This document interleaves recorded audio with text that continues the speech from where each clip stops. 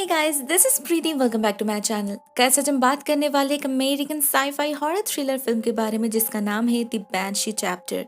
यह फिल्म 2013 में रिलीज हुई थी और इस फिल्म को डायरेक्ट किया है ब्लेयर एरिक्सन ने। IMDb पर इसका रेटिंग है 5.5 आउट ऑफ 10 और 79% गूगल यूजर ने इसे लाइक किया है। दोस्तों, आज की हमारी ये कहानी एक रियल लाइफ एक्सपेरिमेंट पर बेस्ड है, प्रोजेक्ट MK अल्ट्रा और CIA माइंड कंट्रोल प्रोग्राम, जो 1963 में शुरू हुआ था। इन 1963 यूएस गवर्नमेंट की तरफ से कुछ ऐसे लोगों को चूज किया गया इस एक्सपेरिमेंट में हिस्सा लेने के लिए जिनके गायब हो जाने पर किसी को कोई फर्क नहीं पड़ने वाला। ऐसे सब्जेक्ट्स के शरीर में एक स्पेशल तरह के ड्रग इंजेक्ट किया जाता था जिससे उनके दिमाग को कंट्रोल किया जा सके। मगर इस एक्सपेरिमेंट का रिजल्ट बहुत ही भयानक निकला। बहुत लोगों की जान गई और फाइनली जब इस secret government sponsored terrible experiment के बारे में पब्लिक को पता चला, तब जाके इस एक्सपेरिमेंट को बंद किया गया। लेकिन ये एक्सपेरिमेंट आखिर क्या था, वो ड्रग कौन सा था, इसका डिटेल्स आज तक किसी को पता नहीं चल पाया। कहानी यहीं से शुरू होती है, मगर ध्यान रहे आगे का पार्ट कंप्लीटली फिक्शनल है। इस फिल्म का one of the main character है जेम्स। वो एक नॉवेलिस्ट है और इसी एक्सपेरिमेंट पर एक किताब लिख रहा है। इसके लिए उसने बहुत सारे न्यूज रिपोर्ट्स, इंटरव्यूज पढ़ा है, साइंटिस्ट और डॉक्टर्स के कन्वर्सेशन सुना है। सभी से उसे इस रिजल्ट का आधा अधूरा सच ही पता चल रहा था। ये जो ड्रग है DMT-19, इसे इंसानी शरीर में यूज करने से पेशेंट बहुत ही वायलेंटली बिहेव करने लगता था। इतने दर्द, इतने तकलीफ से गुजरना पड़ता था उन लोगों को कि कभी कभी डॉक्टर्स की भी रूह कांप उठती थी। मगर एक टाइम के बाद उन्हें किसी सीक्रेट जगह में ट्रांसफर कर दिया जाता था जिससे फाइनल रिजल्ट किसी को पता ना चल पाए। लेकिन जो बात हर एक टेस्ट सब्जेक्ट में कॉमन थी वो है, इस ड्रग से इंड्यूस्ड होने के बाद उन्हें एक तरह की एंटिटी दिखाई देती थी जो बाकियों को नहीं दिखता। वो खुद भी नहीं कह पाते थे ये क्या है या फिर कौन है। एक्सपेरिमेंट से जुड़े डॉक्टर्स का कहना था ये एंटिटीज मैलिग्नेंट और थ्रेटनिंग होते थे। जो सब्जेक्ट्स पर हमला करते थे उनका शरीर उनसे छीन लेते थे, मगर उन्हें भी नहीं पता ये एंटिटीज आखिर क्या है, उनका नाम क्या है। जेम्स भी यही पता करना चाहता था। उसे इस ड्रग DMT-19 के बारे में और इन एंटिटीज के बारे में जानना था। इसीलिए उसने बहुत मुश्किल से इस बैड ड्रग की एक 150 मिली डोसेज कलेक्ट किया है और अपने दोस्त रेनी को रिक्वेस्ट किया है कि अपने कैमरा में शूट करने के लिए उसे इस ड्रग का असर क्या होता है, कोई साइड इफेक्ट्स है या नहीं, वो कैसा रिएक्ट करेगा, सब कुछ इस कैमरा में रिकॉर्ड होगा। और अगर भगवान ना करे उसे कुछ हो जाए तो रेनी ही उसकी ये किताब कंप्लीट करेगा। तो अपना और अपने इस प्रोजेक्ट का बेसिक इंट्रोडक्शन देने के बाद जेम्स एक ब्लू कलर की लिक्विड पी लेता है और रेनी उसे शूट करने लगता है। आगे हमें जो भी दिखाई देगा वो इसी फुटेज से दिखाई देगा। इनिशियली जेम्स को कुछ फर्क नहीं पड़ता, मगर कुछ देर बाद ही उसके घर में रेडियो से अजीब तरह की आवाजें सुनाई देने लगती हैं। पहले एक सर्टेन काइंड ऑफ म्यूजिक और उसके बाद कुछ नंबर्स, कुछ स्टैटिक वॉइस में कंटिन्यूअसली उन नंबर्स को पढ़ रहा था।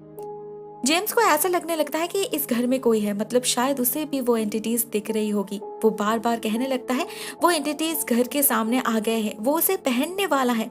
रेनी भी उसके बातों से डर जाता है। वो पुलिस को कॉल करने ही वाला था, ठीक उसी वक्त उन्हें घर के खिड़की पर एक काला साया नजर आता है। जेम्स चिल्लाने लगता है और कैमरा स्टैटिक में कन्वर्ट हो जाता है। कुछ देर ब्लैंक रहने के बाद फिर से कैमरा ऑन होता है। रेनी को घर के बाहर बहुत सारा खून दिखता है। वो उस दाग को फॉलो करता है, पहुंच जाता है घर के बैकयार्ड में जहां उसे जेम्स मिलता है, मगर उसका चेहरा कम्प्लीटली डिस्टॉर्टेड हो चुका था। आंखें काले पड़ चुके थे और उसके आंखें और मुंह से खून निकल रहा था। नेक्स्ट फुटेज में हम रेनी को पुलिस स्टेशन में देख पाते हैं। उस हादसे के बाद जेम्स कहीं गायब हो गया और पुलिस को शक है रेनी ने उसका खून किया है, मगर लाश ना मिलने के कारण उसे अरेस्ट करना पॉसिबल नहीं था। उसने पुलिस को समझाने की बहुत कोशिश की, मगर पुलिस को ये कोई रेगुलर ड्रग लग रहा था जैसे स्कूल कॉलेज के बच्चे छुप कर लेते हैं। रेनी को नहीं पता जेम्स को ये ड्रग कहाँ से मिला। पूछने पर उसने सिर्फ यही बताया था कि कोलोराडो के किसी फ्रेंड ने उसे भेजा है। बहुत सारे क्लूज मिसिंग थे, पुलिस को उनके बारे में जानना था, मगर उससे और कोई बात पूछ पाए इससे पहले ही रेनी कहीं गायब हो जाता है, जेम्स के गायब हो जाने के 72 घंटे के अंदर। नेक्स्ट सीन में हम मिलते हैं एन नाम के एक लड़की से जो एक न्यूज रिपोर्टर है। जेम्स उसका बहुत अच्छा दोस्त हुआ करता था, मगर पिछले कई दिनों से वो उसे कांटेक्ट नहीं कर पा रही थी। तो जब उसने उसके बारे में खोज करना शुरू किया तो उसे उसके इस छोटे से एक्सपेरिमेंट के बारे में पता चला। उसे रेनी से बहुत सारे सवाल पूछने थे क्योंकि सिर्फ एक वही था जिसे सब कुछ पता था। लेकिन अभी तो वो भी पॉसिबल नहीं। मगर एन डिसाइड कर चुकी थी कि वो जेम्स को ढूंढ निकालेगी एट एनी कॉस्ट, इसीलिए वो अपना इन्वेस्टिगेशन शुरू करती है। वो जेम्स के घर जाती है, वहाँ उसे प्रोजेक्ट एम के अल्ट्रा से जुड़े हुए बहुत सारे नोट्स और वीडियो फुटेजेस मिलती है और एक लेटर भी from his friends in Colorado, जिसने उसे वो ड्रग भेजा था। एन जब उस लेटर को पढ़ रही थी, ठीक उसी वक्त दरवाजे पर कोई जोर से धक्का देता है। एन उसी वक्त नीचे जाती है चेक करने, मगर उसे कोई नहीं मिलता। वो घर आती है, उन वीडियोस को अच्छे से ऑब्जर्व करती है, तभी उसका ध्यान पड़ता है उस अजीब तरह के रेडियो ब्रॉडकास्ट के ऊपर। उसका कोई मतलब तो उसे समझ नहीं आता, तो वो एक लोकल एक्सपर्ट की मदद लेती है जो कभी गवर्नमेंट के लिए कोड ब्रेकर का काम करता था, हेनरी केल। वो कहता है ये किसी नंबर स्टेशन ब्रॉडकास्ट की तरह लग रहा है। जिन शॉर्टवेव ब्रॉडकास्ट का ओरिजिन पता नहीं चल पाता, उन्हें ही नंबर स्टेशन ब्रॉडकास्ट कहा जाता है।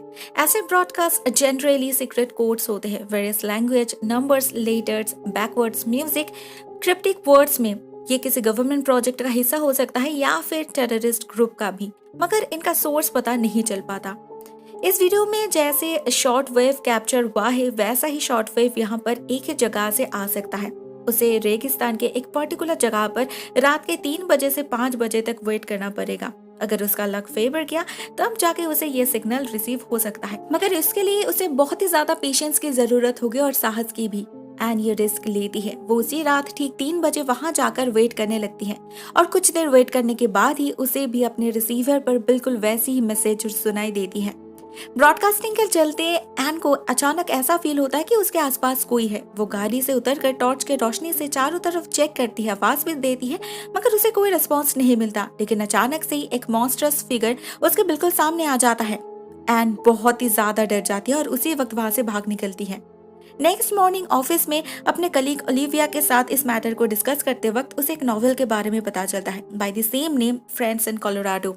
इस नॉवेल का राइटर है थॉमस ब्लैकबर्न और वो अपने लेटर्स पर साइन करते वक्त अपने नाम के जगह इसे टर्म का इस्तेमाल किया करता था, फ्रेंड्स इन कोलोराडो। एग्जैक्टली जैसे जेम्स के घर से मिली चिट्ठी पर लिखा है। ये थॉमस भी एक ड्रग एडिक्ट ही है, तो हो सकता है उसके साथ इस DMT-19 का कोई कनेक्शन हो।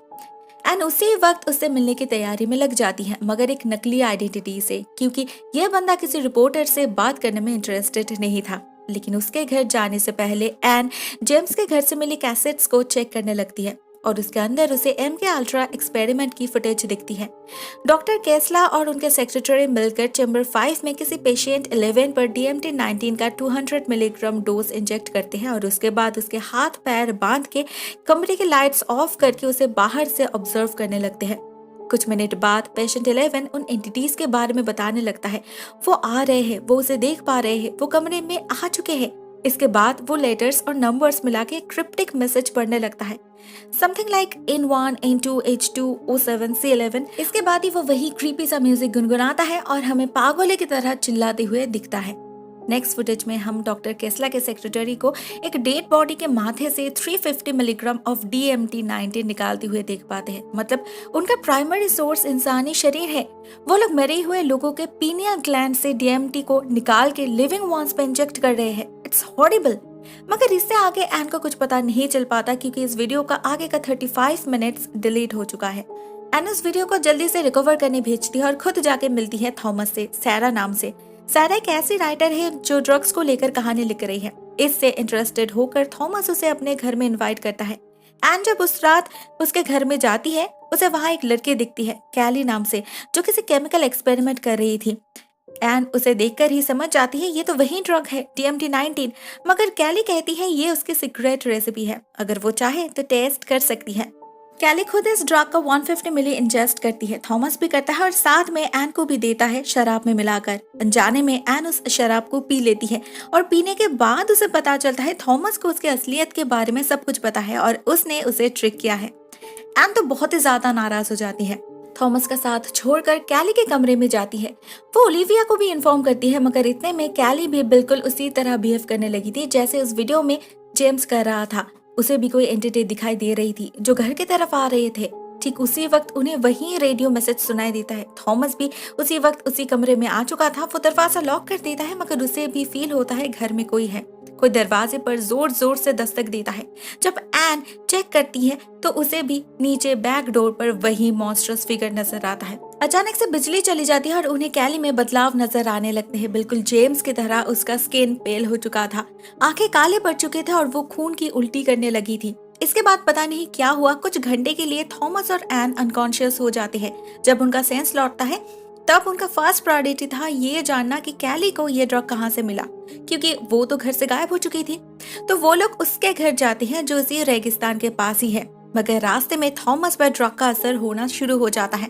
उसके आंखें सफेद हो जाती है और उनमें से खून निकलने लगता है। मगर कुछ मोमेंट्स बाद ही वो फिर से नॉर्मल भी हो जाते हैं। थॉमस को नहीं पता उसे क्या हुआ था, उसे सिर्फ कुछ विस्परिंग सुनाई दे रही थी। उसे ऐसा फील होता है कि ये ड्रग एक कैटलिस्ट की तरह काम करता है, जिसे लेने पर सब्जेक्ट्स रिसीवर बन जाते हैं, जिससे उन एंटिटीज को आगे जाने का रास्ता मिले। इसका मतलब तो एन समझ नहीं पाती, इनफैक्ट थॉमस खुद भी समझ नहीं पा रहा था। बस उसे ऐसा लग रहा था कि ये एंटिटीज भी उन्हें ढूंढ रहे हैं। एन अकेले ही कैली के घर में जाती है। उसे बेसमेंट में उसका लैब मिलता है जहाँ कैली ने ह्यूमन ब्रेन पार्ट्स प्रिजर्व की थी। एन को एक मैप भी मिलता है जहाँ कैली ने चैम्बर 5 मार्क की थी। ये वही जगह है जहाँ एक्चुअल में ये एक्सपेरिमेंट्स हुआ करते थे और ये चैम्बर 5 इसी रेगिस्तान में है। वहाँ पर कैली का लैपटॉप भी था जिसमें पेशेंट 11 की वीडियो फुटेज थी। अचानक से ये एन की नजर पड़ती है बोर्ड के ऊपर और वो ये रियलाइज करती है कि पेशेंट 11 जो मैसेज रीड कर रहा था वो असल में इसी ड्रग का फॉर्मूला है। ये ड्रग CIA ने कभी बनाया ही नहीं था, बल्कि उन्हें ऐसे ही किसी शॉर्ट वेव ब्रॉडकास्टिंग से इसे बनाने का इंस्ट्रक्शन मिला था जो उन एंटिटीज ने, उन आउटवर्डली एंटिटीज ने भेजा था। CIA वालों ने तो ये जाने बिना ही इसे बना दिया कि असल में ये ह्यूमन ब्रेन्स को उन एंटिटीज के लिए गेटवे बना देता है। ये एंटिटीज इंसानों को एक तरह की रेडियो एंटेना की तरह यूज करती है जो उस ड्रग को लेने वाले लोगों तक सिग्नल पहुंचाता है और उनके शरीर पर भी कब्जा कर लेता है। सिर्फ इतना ही नहीं, ये ड्रग रिसीवर के मरने के बाद भी उसके शरीर में, उसके ब्रेन में जिंदा रह पाता है, मतलब उनकी मौत तक नहीं होती। एन को यहाँ पर इस जगह की CCTV फुटेजेस मिलती हैं जहाँ वो देखती है कैली जस्ट 8 मिनट पहले यहाँ पर आई थी, मतलब अभी भी हो सकता है वो यहाँ पर ही हो। वो बहुत ही ज्यादा डर जाती है, भागने की कोशिश करती है, मगर उसे कैली के पीछे पीछे एक दूसरी एंटिटी भी आती हुई दिखती है। जैसे ही एन भागने जाती है कोई उस पर हमला कर देता है। एन जैसे तैसे गाड़ी तक पहुंचती है और अभी वो लोग जा रहे हैं चैम्बर 5 इस सिग्नल को ऑफ करने। नहीं तो ये एंटिटीज हर रोज नए नए रिसीवर बनाती रहेगी और अनजाने में ही ये ह्यूमन सोसाइटी में स्प्रेड होती रहेगी। इस पॉइंट पर थॉमस रिवील करता है कि उसने कभी एन को वो ड्रग दिया ही नहीं। इट वॉज अ प्रैंक, मतलब उस ड्रग को नहीं लेने के बाद भी एन को वो एंटिटीज फॉलो कर रही है, मतलब वो भी सेफ नहीं। उसे एट लीस्ट अपनी जान बचाने के लिए तो उस चैम्बर 5 तक पहुंचना ही होगा। वो लोग कैली के मैप को फॉलो करते हैं और एक अबैंडन्ड बॉम्ब शेल्टर के सामने पहुंच जाते हैं। इसी के अंदर था चैम्बर 5। अंदर जाते वक्त थॉमस अपने साथ गैसोलीन जार और बंदूक ले जाता है। क्या पता अंदर उन्हें किसका सामना करना पड़े। वहाँ उन्हें वही सारे rooms, observation chamber, beds, chairs दिखते हैं जैसा वीडियो में दिखाया गया था। लेकिन अंदर जाते ही थॉमस को कुछ होता है। उसे सब कुछ बहुत जाना पहचाना सा लग रहा था। कहाँ ट्रीटमेंट किया जाता था, कहाँ एक्सपेरिमेंट। मे बी वो सिर्फ गेस कर रहा था, but it was more like deja vu. आगे जाने पर उन्हें एक रूम मिलता है जिसके अंदर हार्ट बीट की आवाज आ रही थी। अंदर रेडियो इक्विपमेंट्स भरा पड़ा था, साथ में एक टैंक भी था। जैसे ही एन पोर्ट होल से झांकती है एक सफेद चेहरा उसके बिल्कुल सामने आ जाता है। ये वही फीमेल बॉडी थी, वही प्राइमरी सोर्स जो अभी तक जिंदा है। अचानक से ही वहां पर रखे ट्रांसमीटर्स ऑन हो जाती है और फिर से वही नंबर ब्रॉडकास्टिंग शुरू हो जाता है। एन समझ चुकी थी उन्हें इसी प्राइमरी सोर्स को डिस्ट्रॉय करना होगा क्योंकि इसी से सब कुछ जुड़ा हुआ है। मगर थॉमस ने गैसोलीन जार तो बाहर ही छोड़ आया था। एन बाहर जाने की कोशिश करती है, मगर तभी उसे पैसेजवे से एक मॉन्स्ट्रस फिगर उनके तरफ आते हुए दिखता है। उससे बचने के लिए थॉमस दरवाजा बंद कर देता है, मगर तब तक वो ड्रग उस पर भी कब्जा कर चुका था। वो भी चेंज होने लगा था, मगर वो एंटिटीज उसके शरीर को ले पाए इससे पहले ही वो अपने आप को शूट करके सुसाइड कर लेता है। कोई दरवाजे पर जोर जोर से धक्का देने लगता है।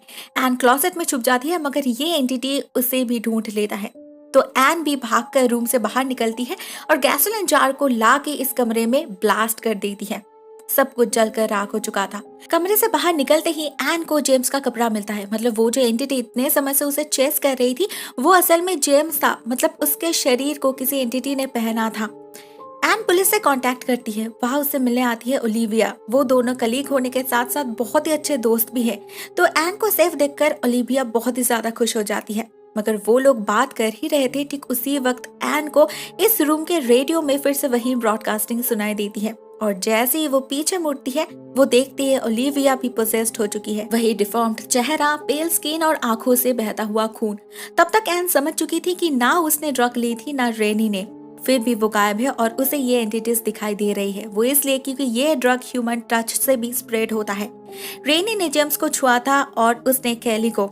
इससे वो दोनों ही ट्रांसमीटर्स बन गए। उन पर तो ड्रग का असर होने में समय लगेगा, मगर बाकी लोगों को वो ये ड्रग पास कर सकती है। जैसे हक करते वक्त ओलिविया के शरीर में ये ड्रग चला गया और अभी उसके शरीर को उनमें से एक एंटिटी ने पहन लिया है। फिल्म के एंडिंग में हमें उस कैसेट के डिलीटेड फुटेजेस दिखाई देती हैं, जिससे हमें पता चलता है कि थॉमस ब्लैकबर्न असल में सालों पहले इस एक्सपेरिमेंट का सब्जेक्ट हुआ करता था, पेशेंट 11। मगर डॉक्टर केस्ला ने एक्सपेरिमेंट के बाद इलेक्ट्रिक शॉक की मदद से उसके दिमाग से ये सारे मेमोरीज डिलीट कर दिया था। इसीलिए उस पर इस ड्रग का असर होने में वक्त लगा, क्योंकि उसके शरीर में एक तरह की इम्यूनिटी बन चुकी थी इस ड्रग के अगेंस्ट, जिस कारण से वो खुद को रेजिस्ट कर पाया इतने समय तक। कैली को उसके बारे में पता था। उसने जानबूझकर उससे दोस्ती बढ़ाई, क्योंकि मेमोरी डिलीट होने के बावजूद कभी कभी थॉमस को इस एक्सपेरिमेंट के बारे में, इस ड्रग के बारे में कुछ बातें याद आती रहती थी। दोस्तों, ये कहानी यहीं पर एंड हो जाती है। It's quite an interesting film, मगर इस फिल्म में हमें बहुत सारे सवालों के जवाब नहीं मिलते, जैसे प्राइमरी सोर्स को खत्म करने के बाद भी कैसे ब्रॉडकास्टिंग पॉसिबल है।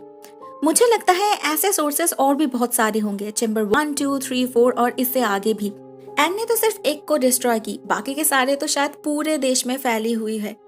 नेक्स्ट, रेनी का क्या हुआ?